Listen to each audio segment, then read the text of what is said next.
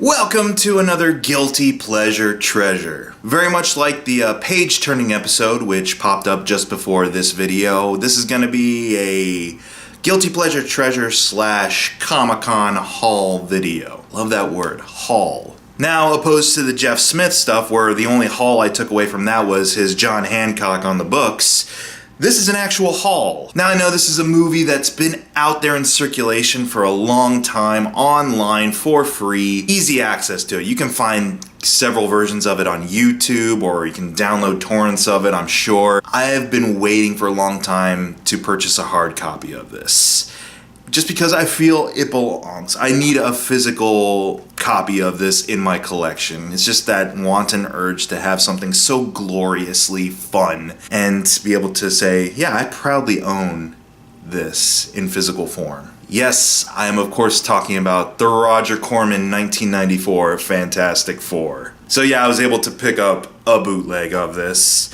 and I know, it's very shoddy, I could have come up with this in Photoshop very easily, as you can see, and even the disc itself, beautifully blank. But that's kind of the aesthetic charm of the physical presentation. Just look at this. This is just lovely.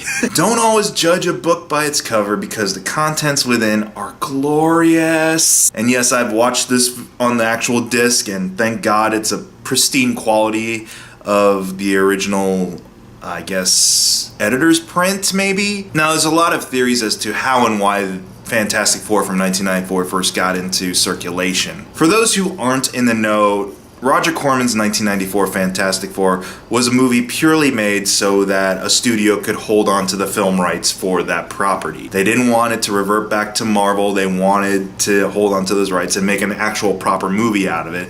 But at the time, they didn't have the capital to start that up, and the deadline was fast approaching for the expiration on those rights. So they went to Roger Corman, who can turn in a quality product at minimum budget, and gave them $1 million, I believe is the story, to create basically a placeholder Fantastic Four film.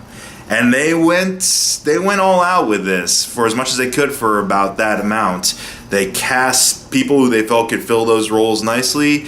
They did a whole thing costume, and Dr. Doom's costume, and sets and effects that, granted, even by 1994 standards, aren't the best, but there's just a charm to them, because Roger Corman is all about making cheese look charming. And they shot and edited it. And there's actually this really great documentary on Amazon Prime, if you're an Amazon Prime member, called Doomed: What Happened to the 1994 Fantastic Four, where they interview the producers, they interview the director and the effects artists and the cast, basically, and say, the whole time we were filming this, we never knew it was never going to see the light of day. And it's a really kind of charming tale. The cast actually, for a long time, became the advocate for this film. They'd go tour the convention circuit and hype it up before its release. And it doesn't really paint higher-ups like, say, Stan Lee or Avi Arad in that great a light. I will admit, the documentaries kind of colored my perspective on Avi Arad especially. Stan Lee I can forgive a little bit. He's just kind of the face of the operation when it comes to Marvel. He's not even that actively involved in Marvel's big, financial decision-makings at that point, even in the 90s. I mean, sure, a Stan Lee seal of approval would be great, right, Fan Four Stick? Yeah, he's not in charge of the big decisions. He shows up for his cameo, gives a thumbs up to something. That's all you need Stan to do. Avi Arad, he is a producer's producer. And we owe a lot to Avi Arad. We owe the golden age, I feel, of superhero movies to him, because that's when a lot of the X-Men first hit their stride, and Blade, and the Spider-Man movies, the first set of Spider-Man movies. That's when a lot of stuff really kind of proved that superhero films could be a legitimate business venture. But at the same time, that led to this eventual oversaturation that we see not just from Marvel, but from DC and all the other studios planning to reboot or remake their properties, or finally bring Shazam to the big screen, because we need Shazam on the big screen apparently, because The Rock really wants to be Black Adam. Tangents, moving back to the Fantastic Four. And I understand it's really not going to be for everybody. It won't be for those really jaded fanboys now who are like, Marvel Studios is where it's at. They're always winning. We don't want none of that cheesy crap. This is an acquired taste, certainly. This is for someone who can appreciate so bad it's good. This is for someone who can appreciate that even though it doesn't have the budget or the scope of a Lord of the Rings movie or any of the current Marvel movies, at least there's a lot of charm and a lot of heart being put into it. I laugh at a lot of this movie. There is a lot to laugh at in this film. Yes, the effects are bad, but they aren't annoying. They take you out of the movie, but in the sense that like, oh my god, they tried so hard and I appreciate them for it. The actors are actually pretty good for the most part. I'd say the only shaky performance throughout the film is Jay Underwood's Human Torch, but that's just because it feels like it's not really so much the Human Torch I like. He's a little too energetic and rambunctious and goofy to be Human Torch. Human Torch, I feel, needs to be a little bit too smug, too confident of himself, very narcissistic. But everyone else does a really good job. I really like Alex Hyde White as Reed Richards. This is the most likable Reed Richards, I feel, throughout all the Fantastic Four movies. I buy him as a scientist. I buy him as an absent-minded scientist with regards to, not really knowing how to interact with people. I buy that he has heart, that he believes in what he's doing, that he has a genuine passion for science. It doesn't feel like Miles Teller or Ewan Griffith just going through the motions because that's what Reed Richards is supposed to be, a scientist. Rebecca Stabb makes for a pretty decent Invisible Woman as well. I mean, yeah, she's kind of relegated to the love interest role, but she's a little bit more active than the other versions. Kate Mara and Jessica Alba, I never got a beat on what their Sue Storm was supposed to be, just because there wasn't a lot to that character in those movies. Here, at least, you can tell she has a love for Reed. She makes the costumes, and that's one of the best parts. She just makes them off screen. Doesn't get into this detailed, unnecessary backstory of how the costumes are, attuned to their specific biologies or whatever, like it did in the Tim Story stuff. No, she just made the costumes, and they're flexible and fireproof and what have you. Don't need any other explanation. We don't got the time, we don't got the budget. I really enjoy the Thing costume in this. I kind of enjoyed Michael Chiklis's Thing costume. I felt it was a nice blend of practical effects, but it never quite looked that right. A little too rubbery at certain points, especially in the face. CGI Thing in Fan 4 Stick was fine, but at no point did I ever believe that character was actually there with the actors. It always looked like a cartoon to me. And as I'm sure you've heard in the Three Geeks podcast, we always harp about the fact that his lack of pants made it very noticeable that he's lacking his thing. In this one, not only does the Thing have pants, but it actually looks like a rock monster. And it's on screen interacting with actors. I like the puppetry they're able to put into the face, and it's a pretty expressive face for what it is. And especially on the budget they had to work with, that costume is pretty badass. I like Michael Bailey Smith as Ben Grimm.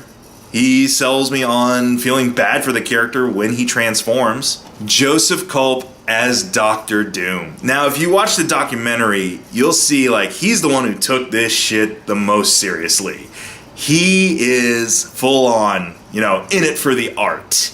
And you can tell with his portrayal of Dr. Doom, there is a lot of heft to this performance. He treats this character so seriously that when you mix that performance in with the costume that they had to work with, it's kind of hilarious and comes off as unintentionally funny, but still, I take this Doom way more seriously than Nip Tuck Dude and Toby Kebbell. For starters, he's actually laced throughout the movie a lot longer than their versions. Second of all, he is actually a ruler of his own country, sends his cronies out into the field to fuck shit up. And there's this panache he has. There's a point where he's saying, you have 12 hours to surrender yourself. And he actually does this. He actually signs 12 in front of the screen to hammer home to not just the Fantastic Four, but the audience that they have 12 hours. Is it a very overly menacing performance? Not really, but you can tell Joseph Culp is trying to pull something off. And especially in that mask that muffles half of his performance. Like, if you watch the documentary, his biggest hang-up about the Fantastic Four movie is that he didn't get to ADR his dialogue. So he's hoping that there's a resurgence of interest in having an actual official release of 1994 Fantastic Four, so he can go in and finally get his dialogue proper and clear, so it doesn't sound all muffled like a makeshift Bane. And that's the thing, even though I purchased a bootleg of it, I would very much support an official Corman Fantastic Four release. It's the easiest solution ever. You could double it up with the Doom documentary. What a perfect double feature that would be for a Blu-ray set. Enhance the effects, but don't enhance them too much to the point that they just become the modern CGI stuff we're accustomed to. Keep that cheesy, cheap CGI charm that the Human Torch has going for it. Just make it a little bit more pristine, let's say. But keeping all the practical stuff, ADR Doom's dialogue, brighten up the colors a little bit, or at least, enhance and sharpen the print, and then pair it with the Doom documentary. I guarantee you the cult following that this movie has attained over the years and the myths and legends surrounding it, it would at least guarantee a pretty substantial sales bump for you. But I guess it all depends on who you give the rights to, because it wasn't Fox at the time who was distributing that movie. It was Constantine Films. So I don't even know if they're still in business. Who would you give these rights to? I doubt Marvel wants anything to do with it, because this is their holiday special, all things considered. Everything pre-Blade, I think they want to consider the Star Wars holiday special on that level. Like, they'd want to take a sledgehammer to all those movies. You know what? Embrace your shitty past, Marvel. Don't deny it. You made some terrible products in the 70s, 80s, and 90s. But you know what? There are people who are fans of those products. And if you cut those out of your history, you're cutting your fans out of that history. Whatever version of the Fantastic Four you find, whether it's a physical copy or whether it's online, by God, have fun with it. These people tried so hard to pull something off with so little, and I feel they accomplished that. And even though I feel the cast and crew has moved on to bigger and better things at this point, you have to wonder, watching the documentary, if they get a little kick out being kind of this underground word of mouth, like, man, have you seen that Fantastic Four? It's something. They gotta feel good about that. It's that Troll 2, Birdemic, The Room effect, where it's not quite on the level of being that terrible it's good. It's competent. It's actually well done. It just so happens that it's on a very, very limited budget. Roger Corman's 1994 Fantastic Four. Man, I'm gonna pop it in right now and watch it before I call it a night. Excelsior!